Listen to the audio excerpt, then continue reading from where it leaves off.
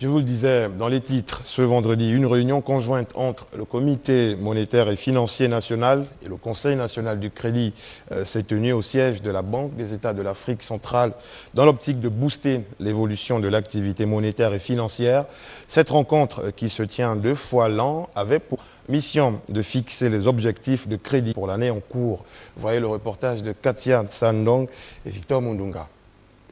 C'est dans le but de fixer les objectifs du crédit pour l'année en cours que le Comité monétaire et financier national et le Conseil national du crédit ont tenu une réunion conjointe pour booster l'évolution de l'activité monétaire et financière. Nous nous sommes penchés sur l'évolution de l'économie gabonaise. D'abord, le constat, c'est qu'il y a une décélération de la croissance.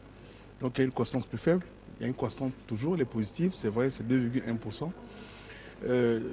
C'est un peu le reflet de la situation d'ensemble au niveau du pays de la CEMAC, où la croissance est inférieure, puisqu'on projette une croissance pour le pays de la CEMAC de l'ordre de 0,6%, 0,7% en 2016. Une décélération de la croissance nationale qui ne laisse pas du tout perplexe le ministre de l'économie. Il y a eu, on peut dire, une amélioration, et d'ailleurs Njolé a commencé encore à exporter, et il y a Nogamani qui commence, donc il y a des perspectives qui sont plus favorables en 2017 en ce qui concerne le manganèse. Le secteur du BTP a été touché par la morosité en relation avec la situation de crise aussi que connaissent les économies de la CEMAC. Le secteur de l'industrie du bois continue sa performance, c'est un secteur qui porte aussi la croissance bien sûr, comme le secteur de l'agriculture, le secteur de l'agro-industrie.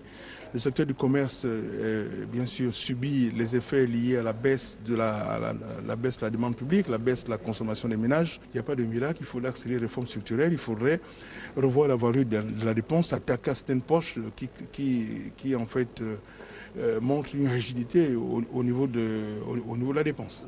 Selon le ministre, la situation du système bancaire, voire l'évolution du crédit intérieur, connaît une nette progression. Les banques gabonaises sont solides, elles respectent la plupart des ratios prudentiels. Donc il n'y a pas de problème de ce côté, du côté des banques gabonaises. Donc sur les 10 banques en examen, il y a 7 banques qui sont totalement en une situation confortable. Le Comité monétaire et financier national et le Conseil national du crédit, 2 réunions statutaires qui se tiennent 2 fois dans l'année.